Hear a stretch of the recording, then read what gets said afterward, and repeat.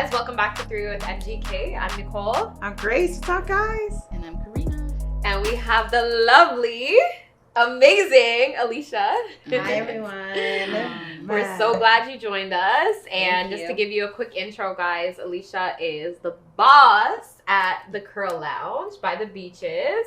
What's the address? What's your Instagram in case people want to find you? It is 623 Kingston Road. I'm on the corner of Main and Kingston. And my Instagram is the.curl.lounge. So you can find me there. Awesome. And Elisha is a natural hair guru. Whatever your curl type or pattern, hit her up. She is amazing. She's the only one who touches my hair when I need trimming and I need to rock a natural hairstyle. That's your go-to right there. All right. So we wanted you to join us, and thank you so much for sitting down with us. We wanted to kind of get a sense of, obviously, this huge topic with business and the pandemic.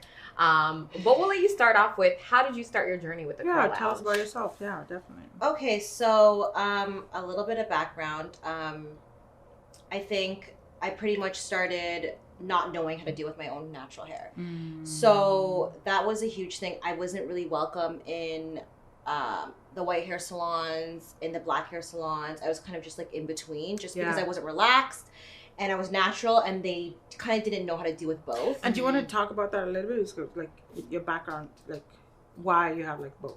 Yeah, so I would go to the white hair salons. They would overcharge me, say that, your hair's too thick, it's too curly. I would hate it when I leave. And then I kind of go to the black hair salons and they'd be like, oh, you need to relax it. You don't they didn't really know how to straighten it properly or wear it curly. They didn't really have any info on that. So that kind of pushed me towards doing my own hair. And then when I started to do my own hair, I really started just getting into the industry, and I was just like, you know what, this is my love. Love it. So I went to hair school. And then after that, I started at the Curl Ambassadors for a while. That's when I kind of figured out my texture of hair. I learned how to kind of cater to all textures. And then from there, kind of, went back and forth from a couple of other salons. And then I got both, like, I got a little bit of, a corporate side of it. And then I got a little bit of, like, the more like not corporate side of it. So I was like, okay, you know what? I know how to kind of figure out both. So let me just start my own salon. And there was just like gaps in each salon. So like the black hair salons, there was gaps in terms of like natural hair. It was like you either did weave or you did relaxer. They didn't really know how to cater to that texture. And there was not really hair care within the black industry that I kind of found. And then in the white hair salons, and I can't really say white hair salons, but like the other hair salons, they kind of just also didn't have the knowledge. And then from school, they didn't teach me anything about hair either. So that kind of really propelled me into making women know that, even though you have natural hair or you wear weaves or wigs, you can still care for your hair underneath that. So my business model was just to deal with all textures, from like the straightest to the tightest, and just every hair type is unique. So like figuring out your routine, getting a good hair care regimen, and still having that ability to be versatile. So if you wanted to wear a weave, you could do that. And still know that my hair is cared for. I can go somewhere and I can get a trim, I can get a blowout, and they know how to deal with my hair. Then I can go to my stylist that does weave. And get that done. Because I'm not going to say that I do extensions. I mean, I'm trying to get into it a little bit, but I think that stylists all have like a great technique in certain aspects. And for me, like, I like to cater to hair care. So like figuring out how to manage your hair so that you can go home and be like, you know what, I still want to wear a weave and a wig, but my hair is healthy underneath. I love that. And I think that's the most important thing. People Very important. They forget to take care of their hair. They just 100%. put hair dye, put the perm in, and just everything. Forget about actually caring for it. But there's also like nothing. You don't like for curly hair, for like tighter curly hair.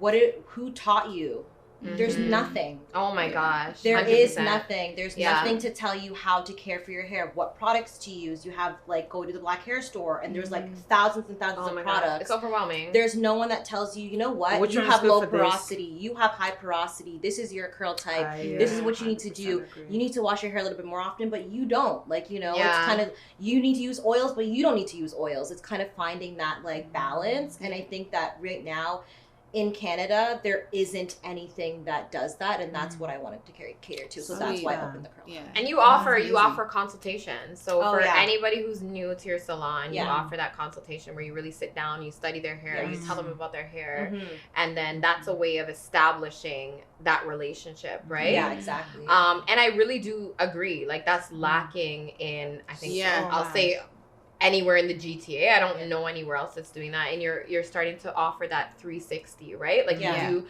do silk press, you do, you know, natural hairstyles and care and all of that. And you mentioned you started off at the Curl Ambassadors, and I remember that's where I first started going as well before you opened the Curl Lounge. Yeah. And they don't even do silk presses. No. So you mentioned gaps, and I definitely see that, and just trying to find the right natural hair salon, because I wear a lot of braids, I wear a lot of weaves, and my homegirl Natasha does my braids and my weaves, right? I have to pick her up. Yeah. But you know what I mean? Like, you are my natural hair now guru. You're my go-to, and it's important to make sure that your hair is maintained and well taken care of underneath that. So your business has been booming for you, I imagine. How's that been? It's been great. Honestly, I'm so blessed. I have to give all the praise to God for sure. Like, to be able to even open my own salon, I never really thought that was possible. Yeah. I always like dreamed about it, but I was like, you know what? Like, I don't really know if I'm going to do this. It's scary. Salons don't do that well sometimes, especially like where I'm going. So my business partner, which is my sister, she's the one who gave me all the confidence to be like, you can do this. Like, go for it. You have the look. You also have the education behind it. You want every woman from all textures to kind of know their hair. And again, there's so much information out there. No one really knows how to target their hair. And just because maybe two of you guys have like the same hair type doesn't mean that you should have the same routine. So or the same products. Exactly. So so kind of like, it's just like sometimes I'm just like, wow, I own my own business. Like this is I'm amazing. so proud of you. Like I think I think know, you should take a moment to, like, you know, enjoy that. And that's part of the reason why we're starting to change the narrative a little bit, like this year, and start highlighting a lot of small business owners, because a lot of people don't know you exist. And there are a lot of people that they want to transition to natural hair and they don't know where to start. There's no open conversation about it. There's no encouragement about it.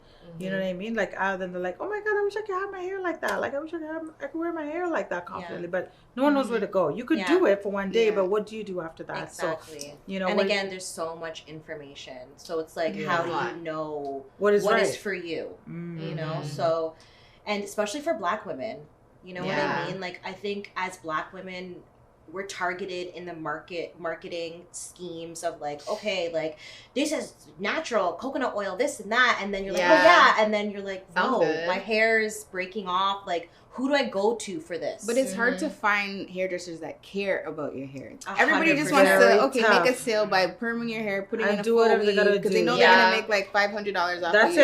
Without actually, like, they don't realize that if you actually took pride in somebody's head, they're going to come back to you. Exactly. And it's you make so them feel hard. good. Yeah, and you make them feel good. It's so hard to find people that actually care for people's hair. And I think there's no education, like, in that industry, like in hair industry, there's no real education on textured hair.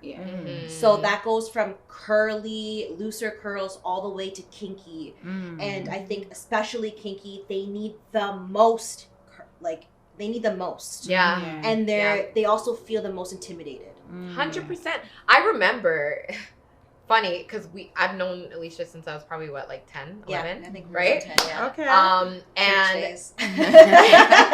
back when we went to church. I know. Church at 76. I want to hear about all the way back all the way back there. It's like good times. Good time. But like, my mom had permed my hair since I was 7. 7. So from my earliest memory of my hair, it sounds so stupid and naive, but literally I just thought my hair was straight. I didn't understand at that age and that time that like I was processing my hair to make it straight. Mm-hmm. I just thought this was my hair. Wow. And it was like clockwork. Okay, it's been a month or whatever amount of time passes. My mom was like, yeah, time to perm your hair, time to perm your hair. So I never got to see the texture. Yeah. It was just always straight. And that was my understanding. That was my hair. Right. So I remember when this wave came of natural hair, mm-hmm. I don't really think things through all the way when it comes to like my look. I'm spur of the moment. I just do it. Yeah. So I remember I did the big chop. I just cut all my hair off and I was like, what did I do? Yeah. And it was literally like being born again. Just like figuring out my hair texture, trying to find out what works, what doesn't, how the curls look, how kinky it is. Yeah. And it was crazy that I was like, I must have been about 21 at this point, discovering my own hair. Mm-hmm. Crazy, right? No, but 21 is kind of, that's still young because I think I discovered my curl when I was like 30. So that's pretty young to figure out how to it's because of the age gap between us, right? It's true. I think it's when the wave was happening. Yeah, it's true. Right? It's true. Yeah. Which is crazy. Because I figured I was comfortable when I was 28. Yeah? Natural hair. Your hair wasn't natural all along? Permed it. Wow, and look at wow. Take a moment. And to your point, like it's not very common or encouraged, right? So you also have to factor in, like, I was new in Canada, coming in Canada in 18, 19, right? Mm-hmm. So, at that time, it's just like you're already feeling like you're an outcast, right? I have an English accent, I have a bit of a Kenyan accent. So, it's like a bit of everything. So you don't know what's right. And you're like, hey, everyone's wearing a weave. I'm like, I guess I have to wear a weave. I'm the outcast. Like, you're trying to fit it because you don't know what's right. And then, before you go through like 20 boxes of perm. Before you figure out what you're doing, before you burn your own hair, like you don't know what's happening, and it's very uncomfortable. And I think for me, what I guess changed my way, and I'm happy people like you are out here, and I hope you keep promoting that, because no one knows where to go, right? Like, and my experience, the way I transitioned was, I was like, okay, well, I've been doing this for like 7 years and no one cares. And more importantly, I went back to Kenya, and I hadn't been back to Kenya for 10 years since moving to Canada. So I'm thinking, I got to be North American. I can't wait till they see me with my permed hair and whatever, this and this. I got to dress up and go to Kenya. And that's when I really fell in love with my culture and understood where I grew up, because no one gave a fuck. Mm-hmm. That I had permed hair and I was dressed up. Like, people, like, I'm talking good looking guys. I'm talking better looking guys than guys from here. I'm sure. We're just dancing with girls that are bald headed and like, so Kenya still has a little bit of both. Like, you'll still find girls in the city that are doing their weave thing or whatever, but like, trust me, like, guys are not flocking to that. Like, guys are not flocking to fakeness. Like, literally girls were in the club, like, with V-necks and t-shirts with flip-flops. Yeah. And I'm here dressed up because I'm trying to cater to the North American lifestyle, because I'm thinking, ooh, and and I'm not saying I was trying to get attention, but it was just telling of what it is that we're consumed by, and how much people don't care about that. Yeah. And I remember I extended my stay. I was supposed to be in Kenya for 2 weeks, and obviously you're gonna run out of perm. You're gonna run out of I extended my stay for like a month. I was supposed to be there for 2 weeks, and that was 2011, my brother's wedding. And I was like, I'm gonna keep it like, perm. I gotta find a perm. So I'm telling my best friend that I grew up with in Kenya, like, okay, where can I find a perm? So they're like, okay, I guess. So like, they're looking at me like, why is she trying? She's so beautiful, right? Yeah. And then I was like, what am I doing? Like, no one cares. And then I just let it just be. I didn't treat it. And so you have the half perm, half like that transition. So I'm doing like big plaits or whatever, and I'm like, I guess no guys care. And I swear to God, I was getting attention from my local people, from like Kenyan men. Like, I was getting just compliments like crazy, and that was my awakening. Yeah. I came back to kind of being like, no one gives a shit. Yeah. Just be yourself, because no matter what you do, you are something to somebody. And that was my confidence. And do I still have insecurities with my natural hair, no matter how much I'm complimented? Of course, here and there. Because it's not a natural way in North America, right? To embrace natural hair and stuff. Yeah. But that's for the most part, when I feel love from my girlfriends and my people and my circle, like, I thrive for it. You know what I mean? I thrive for it. And but it's I am happy that you're talking about it. And I think more women, other than just seeing me and liking my pictures and complimenting my hair, they need to know where to go. Yeah. So, so I'm happy to push that narrative and being like, listen, like, I wear natural hair, and we, if you're looking for hair care, there's this girl that You know, I could use that to advertise you as well. Because whenever people ask me, I'm like, yo, fam, I just kind of winged it. I don't know what I did. Because there's nothing out there. And then if you watch YouTube, there's a lot of misinformation. And then you get, then I have to, you know, kind of break down all those barriers that, you know, you, especially as Black women, we have a lot of traditions that come with hair. You know, and a lot of traditions that are still here, but are like 20 years ago that don't really represent today and the products that are today, right? So there's a lot of misinformation, and that's where I think a lot of people struggle, because they're like, oh, well, I seen it on YouTube. And this girl on YouTube, she uses oils, so I just used oils because she's using oils and her hair looks the same as mine. And I'm like, yeah, but oils are not. We don't need oils anymore. Oils were back in relaxer days when you need to degrease your scalp in order to protect your scalp from the oil. Sure. You don't need that. You have sulfate-free shampoo. What are you using that for? Yeah. You have your own natural oils. We don't need to grease your scalp. You don't need to do that anymore. Yeah. Because you're using sulfate-free shampoo. What are you greasing your scalp for? Sulfate-free shampoo is not really even meant to remove any oil. Okay. So if you are using a sulfate-free shampoo, then that means your own oils are intact. So why are you greasing your scalp? What do you need that for? Who told you that castor oil is going to make your hair grow?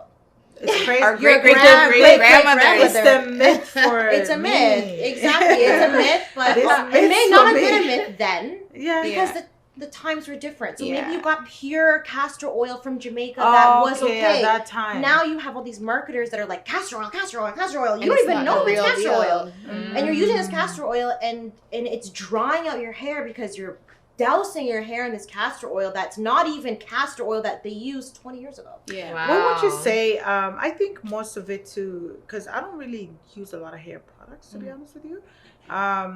But I've been told, like, you know, based on my diet, diet has a lot to do with it as well. Oh, yeah. Like how you eat and what you also feed in your body, like also, you know, transpires to how your hair grows and how you're watering your hair. Just literally just water. Yeah. And just what you're eating. That combined together, it's like watering a plant, right? Hormones, they all come into account to how your hair, stress levels make a, especially for women, because we're so sensitive to the environment and emotions and hormones levels, right? So it could be the water that you're using, but also like hair comes from within.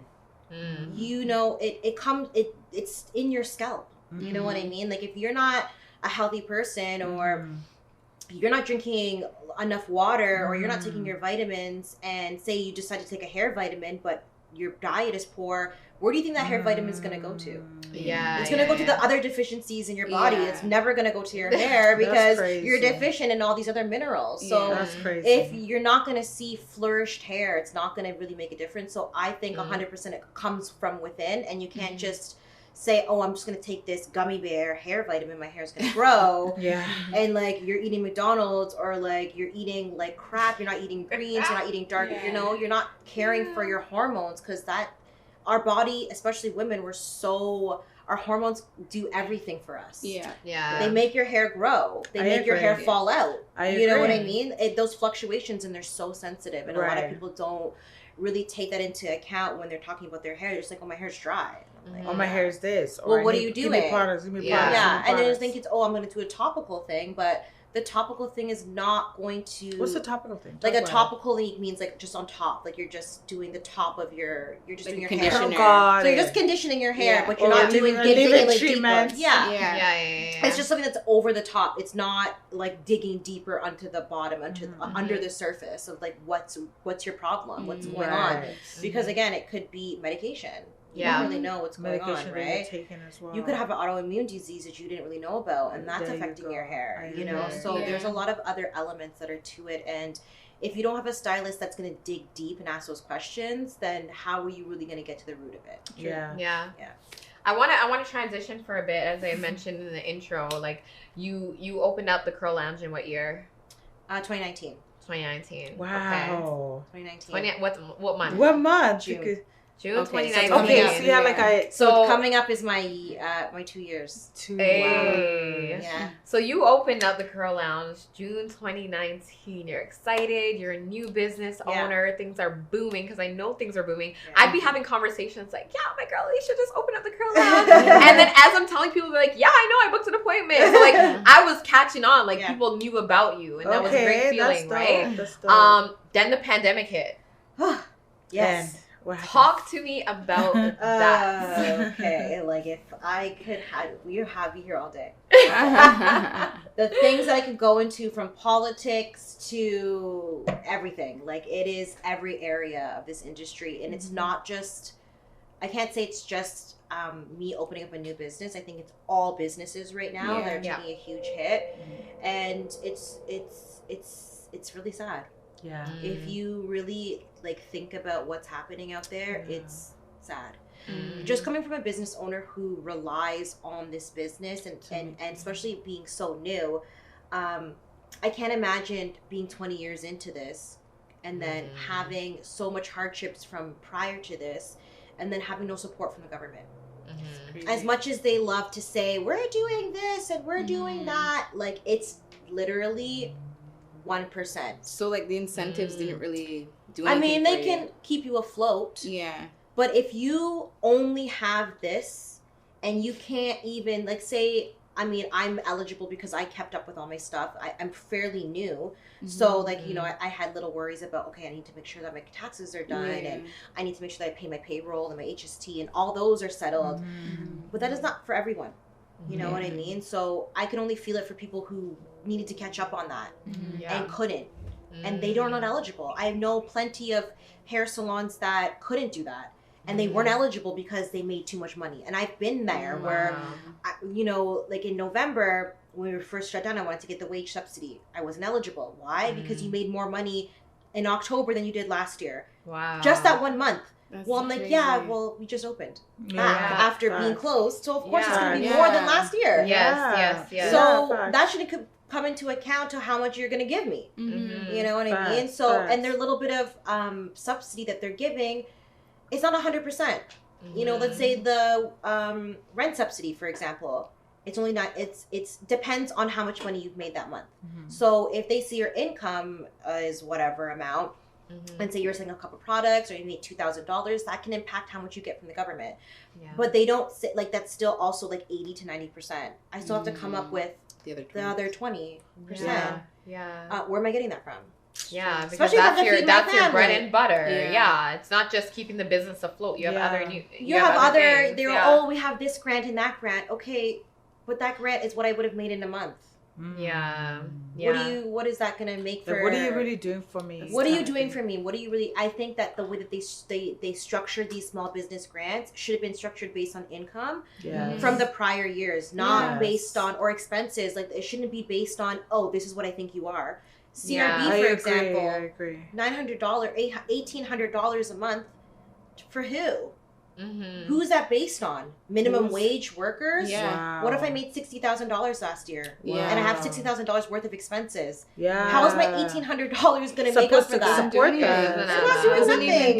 That's a very good point. So, you know what? Sometimes and I don't want to say this, like, I'm not saying that you should do or not follow the law or whatever, but sometimes you gotta make up that ends meet for your family. It's either am I gonna get a fine or am I gonna feed my children? Am I gonna make my business fail because I put all my blood, sweat, and tears into this?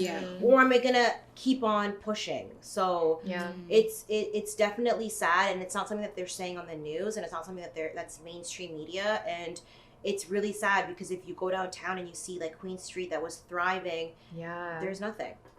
We're driving there and today, I see you posting. I see you. Sorry, what were you gonna say? No. I'm just. That's it. It was empty. It's just like, you know, you're seeing everything. You're seeing how the city is just being ruffled. Because of the small businesses. The world. The world. City. It's the world. Well, so far, I would say, Toronto more than... Toronto. And Ontario. Just, when you look at, like, I mean, the closest example to see how we're really being affected is places like Queen Street, like you mentioned.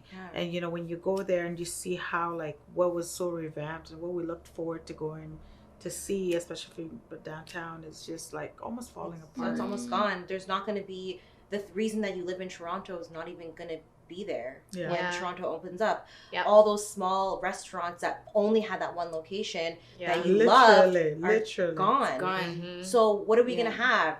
What are we going to have when things open up? Nothing? Yeah, I'm really curious to see how things unfold as the lockdowns start to get lifted. It'll take years to build. And I don't think the provincial government gives a shit.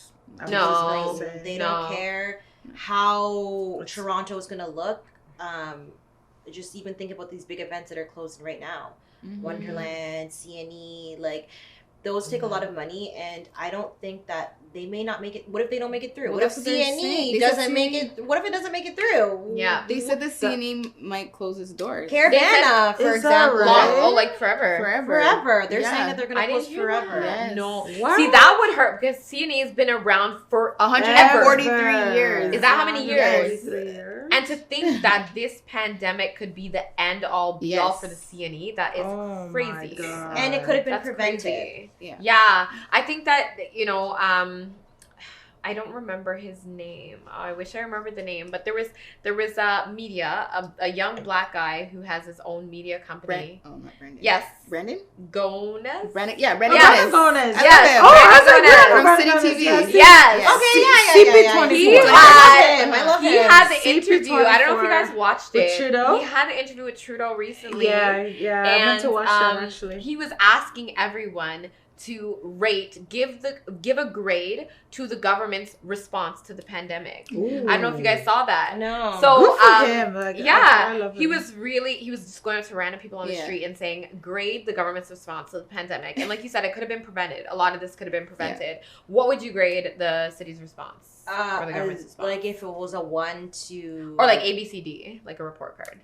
Can I go further than a D? Like a E, like a F, like a fail. Z, so you feel like the government failed you. I see you posting a lot. They definitely failed all of Canada. Just compare us to our neighbors. Mm-hmm. The U.S. definitely... even though that they tried to make a difference in terms of COVID, I think they realized that it's not just about COVID. Mm-hmm. It's about other people's lives. And just because there is people dying, that doesn't mean the rest of the world is. There's people you're not dragging hundreds of people out of their homes dying of this. It's not a very big percentage of people. Mm-hmm. You know what I mean? So I think, I definitely think it could have been prevented. I think that the experts involved, and especially the federal government, I think they have an alternative agenda that a lot of us can't see. Mm-hmm. And I think that they value these big corporate businesses and these factories more than they care about small businesses. Mm-hmm. And the difference between the U.S. is that they care about their economy in a whole. Mm-hmm. Mm-hmm. They are like, you know what? Yes, people are dying, but there's also like, it's out of control. There's nothing we can do to control it anymore. Let's just give the vaccines as best as we can, and people go on to opening their business and learn to live with it. Because what they're doing in the States, what they're doing here in Canada, is they're driving people to do things that are underground. Yeah. How long do you think people are going to do this for? Yeah, I don't. And who's making these rules about what's essential and what's not essential? Towels is not essential. I would like to know that. Underwear is not essential. So actually, Amazon's doing well with underwear sales and because they have that advantage. Yeah. So let me talk about something that I thought was very, very interesting. Amazon is able to sell you anything and anything you could think of. Yep. But you could go to certain stores. I went to Dollarama just to get glass Tupperwares. To bring my lunch to work. You weren't able to buy it? That section in Dollarama was considered. Is it? Is it not safe to buy that? But the plastic side of Dollarama, you could buy plastic containers. Whoa. Something that's serving the same purpose. This is weird. So then it makes it so weird and interesting. I just walked out. I even asked the staff, I'm like, you guys actually believe this? You guys actually you actually look like you believe that. Like that, this makes sense to you? I was like, I'm not even trying to argue with you, but I just make it make sense to me, and I promise you I'll walk away. It doesn't make sense. And I walked away. I went to another store, Indian store. I mean, shout out to them because they had everything I needed.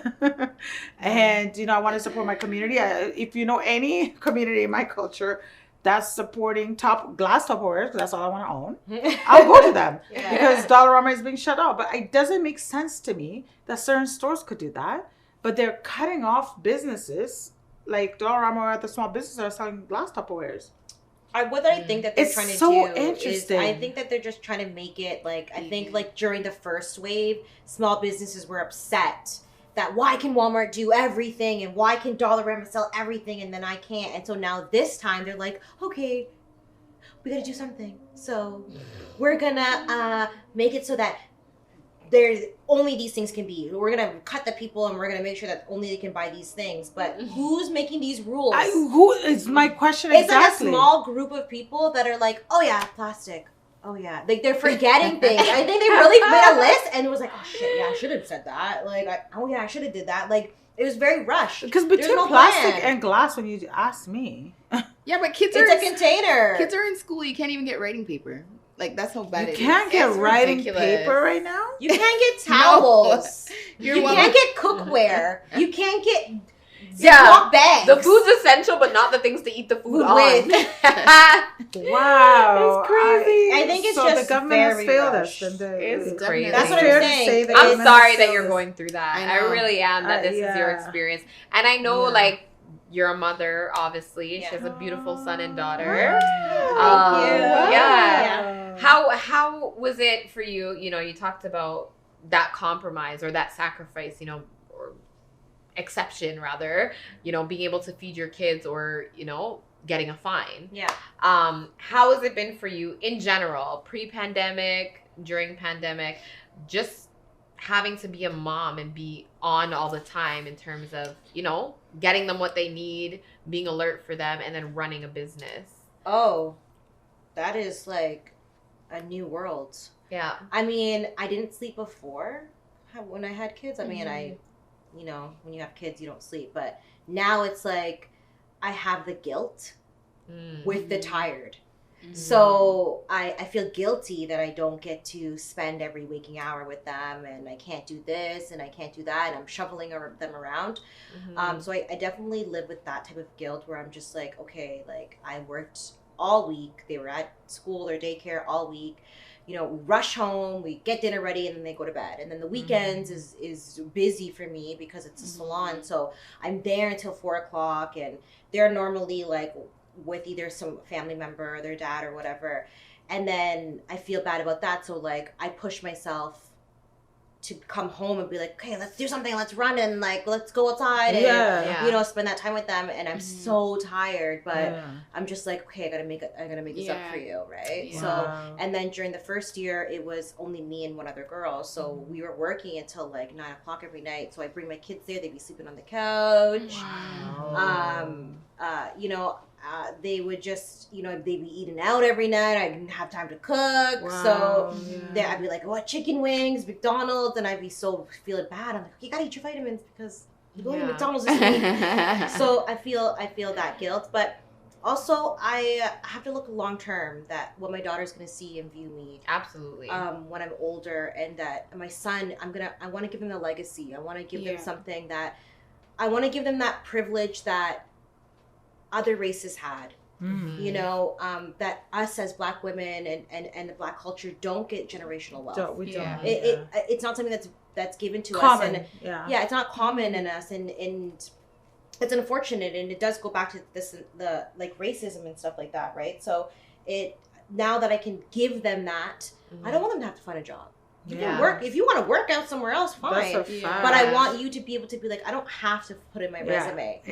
I can work at my mom's work. You know, I can build the business. I can keep it going. They can be accountants, the future. Exactly. You know what I mean? You can go to school. You don't IT have to worry about that. Software. You know what I mean? And I want to show them that, like, you know, you don't have to work for someone else. Mm-hmm. Yeah. You don't have to work for someone else, because I grew up in an age where it was, when you go to school, you have to find a 9-to-5 job. That was a career. Hairstyling is not a career. I had that stigma for a very long time, where it's like, sometimes my dad would be like, well, you got to get a real job. This was a real job. This was a real job. But it was always like, you got to get a real job. And I told people what sometimes I was worried to tell people that I did hair, because they're like, oh, you do hair? Like, that wasn't a thing. Yeah. That is not a job. That's actually, it's not, people don't take it, especially, I feel like, especially in Canada, hairstylist is not real. And I think that's why we're not essential right now. Yeah. Because people don't think it's essential. They don't in America, it is essential. Absolutely. They don't do their hair at home. Everybody in America, especially Black people, they only go to salons. Yeah. They don't do their hair at home. Yeah. Every week they have a standing appointment. They go to the salon, and that is their culture here. Here, it is not a culture. It is hard work, and a lot of people don't think it's essential because there is no culture of hairstyling here for Black women, not encouraged, rather. It's not encouraged. Even if there is, it's not encouraged or pushed or supported enough for people to feel passionate to continue pushing on. Because you just find people in pockets like, oh, I do hairstyles. I do that. But it's like, where are you? Yeah. And a lot of at home, like a lot of people do everything at home, right? Or they have a girl that knows someone that does hair. It's not a culture to go to the salon and get your hair done in any style. It's not. And if you do, you're almost like, I don't know how I like it. Like, it's not like, you kind of have like that insecurity as well. Yeah, I think there's an in-between though, because like maybe my mother's generation, they all went to salon. But then it's like, oh yeah, you're right. Like our generation, this gap here, everybody's going to like somebody who knows somebody that can do braids, somebody that knows somebody, but nobody's going to the hair salon. Yeah. It's true. It's true. There's a gap in between. That's true. It's very true. Yeah, my mom goes to the hair religiously. salon all the time. Yeah. I keep trying to tell her to go to you, man. Call her directly because she needs some help. Okay, wait. The most important question: are you accepting new clients? Yes, 100%. Okay. I'm always accepting. Yeah. How many stylists do you have there now? Right now I have four girls right now. Okay, nice. That's good. 4 girls. I mean, no one's working right now, but yeah. Right now I have 4 girls. I definitely want to expand. And I want to I just want to have a place that people feel comfortable to go. Yeah. I want an experience. You created that. I remember the first time I went there, I showed up at the appointment late, of course. No way, not you. But I remember walking in, and it's such a cute and cozy space. I just want to go there. I'm going to come. It's such a cute and cozy space. Like, you really did a great job at creating that, like, welcoming environment. So you walk in, to the right, you got a nice little seating area. She had her Keurig machine there with your coffee. And then she had there's a specialized Tim Hortons location right next door where they're doing like a pilot. Do they still have that there? They still have that there. Okay, so they're doing like a pilot location where they make lattes. Tim Hortons doesn't have lattes anywhere else. But anyways, this location has a specialized pilot location where they make lattes, and they have specialized donuts that you can't get anywhere else, mind you. So they had, the first day I went, they had like the donuts there, the Timbits nice little spread. You could go make your coffee, nice little seating area, comfortable. A lot of plants, a lot of greenery. It smelled amazing. I don't know if you had a diffuser or whatever, but it's like, it's a space that you want to walk into. And to get it's an experience. You're not just getting your hair done, but it's a whole experience. I think that especially when, for me, there's something about, because people ask me all the time, like, do you do hair at home? And I'm like, no.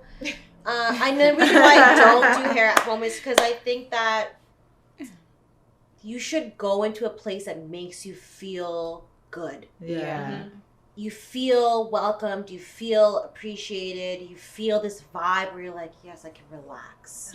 That spa feeling. And I mean, you should feel like, you should feel that. You should feel like, okay, this looks good in here. It's clean in here. Oh my God, it's bright in here. And then you're getting your hair done, right? Yeah. I think that's like really important that vibe is there, because it gives you another feeling of a safe sanctuary, right? And I think that's really important for, especially Black women that, maybe you never went to a salon before. Yeah. Maybe you were just doing your hair at home and you didn't really know kind of what you were missing in that sense.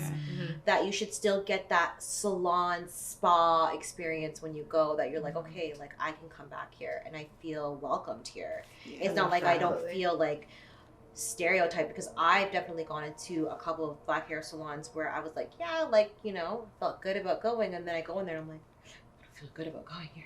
Because I got stereotyped, I didn't feel welcomed, or you didn't feel like they had the vibe. It was kind of like rushed or whatever. And I'm not going to say that that is every black hair salon, because there's many beautiful black hair salons that look so great inside and stuff. And I just want that experience for my clients. I think it's really important to add that. Yeah, but you're very unique because there's not a lot of hair. Because I've been looking for a natural hair salon for so long. But they're either not accepting any more clients or like they're like they're too far from me. So it's actually nice that there's a salon. There's like actually one. Yeah. Well, I love that. Like, you know, so I guess my question for you is like, you know, and I'm glad to hear that, you know, you're thriving, because your business is a huge demand. Especially in our culture, to see the shift in embracing ourselves and loving ourselves for who we are. I think you're forever gonna keep flourishing. What are some of your like goals now? Like, you know, you've accomplished like almost half. You've established a place where you know, now people love to go. And now what is your next step? Like, you've already established it. Like, what's the next thing for you, Elisha? Oh, expanding. Okay. Ooh. Expanding and educating. I think that just within Toronto? Oh no, I want to go like UK. I want to go Yeah. to Europe. Oh, big goals. I have big goals. Big fish. I mean, I definitely want to kind of expand throughout different parts of Canada for sure, because again, there is, especially in Vancouver. Can you go to Vancouver? My Vancouver people, my Newfoundland people are complaining. Who is it? I know. Who's in Newfoundland? Who's in Newfoundland? Guys, okay, so people don't understand. So one of my closest girlfriends. I mean, I met her here, but she's originally from Newfoundland.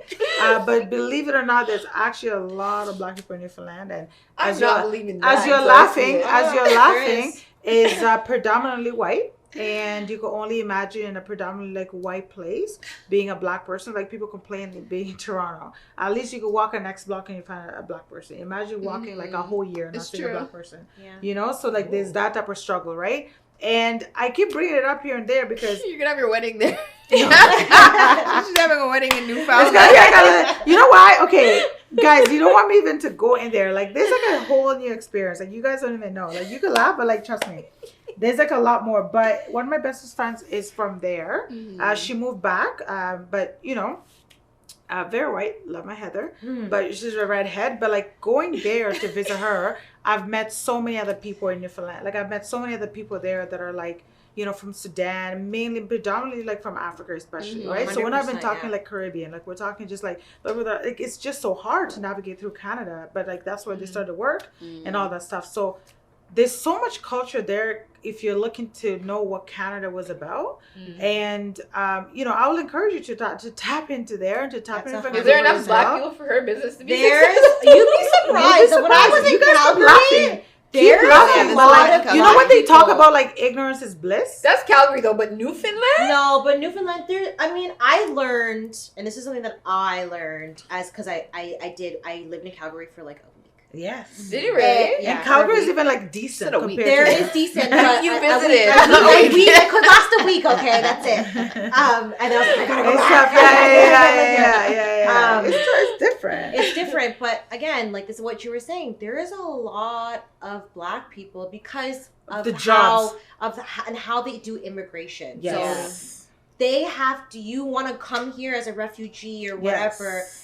They may not put you in Toronto. Yes. They're going to put you where there's space. Yes. And there is space in other places. And Calgary, Newfoundland, you are going to go there. And again, there is nothing. Like, I have friends that moved from Toronto that live in Calgary right now. And they're like, when are you coming here? Yeah. When are you coming here? That's why I brought that up specifically for that. You know what I mean? So I'm like, you know, and honestly, like, jokes aside, I have to make it a little bit serious because, like, you know, as we laugh, like, ignorance is bliss, but that's your Canada. That's the Canada you live in. That's the Canada you're saying you're from. That's where Canada started, in the East Coast.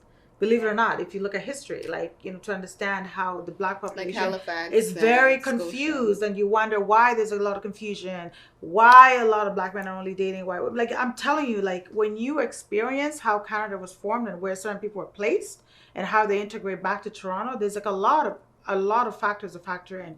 But I just brought it up because when you say you want to expand and stuff like that, like I could see you thriving in those kind of places as well, because there's no one there. You'll go there and like, boom, you're the first black person that can actually cater to that. Or you go to Vancouver, the first black person can cater to that, you know? So when I visit these places, I don't visit because I think it's cool. Like, I visit because I want to educate myself. I want to know where there's opportunities in real estate, where there's opportunities in small businesses, right? And we all close our minds to just Toronto and wonder why we're not growing and expanding, and why we're blaming so many people. We don't want to go across and see where other black people are and explore where they are. And I think that's really true for Toronto. I think people who live in Toronto are so comfortable with way too comfortable Toronto. And that's all they know. But then you go to other places and you don't really know, like, people are so quick to go to like the States or go to Jamaica or go back to their home country, but no one travels Canada. Nobody. They're not going to be like, I'm going to go to Yellowknife. Nobody. Today. No. I'm going to travel to Vancouver. And believe it or not, some of the most successful people, especially some black people, are more successful in Saskatchewan, here in Saskatoon, or Calgary, Alberta, where the oil is, or, I mean, it's not doing that great right now, or those places like Vancouver, because there's not a lot, no one wants to go there, right? But people that are smart and investors and know how they could grow and where to get opportunity. Like, houses in Calgary right now are $250,000 for a condo, 2-bedroom. You don't have to pay land transfer tax. You don't have to pay, like, you know, mortgage 5% only. But you know what I mean? Like, they don't have HST there. So, like, we can laugh, but, like, they're winning there. And here, to a certain degree, it depends on your market, though, because cost of living down there is different, too. So you're not going to find the jobs that you'd find here. That's not at all. But there are, like you said, opportunities to open those businesses that you know, that are thriving here over there because they need a market for it.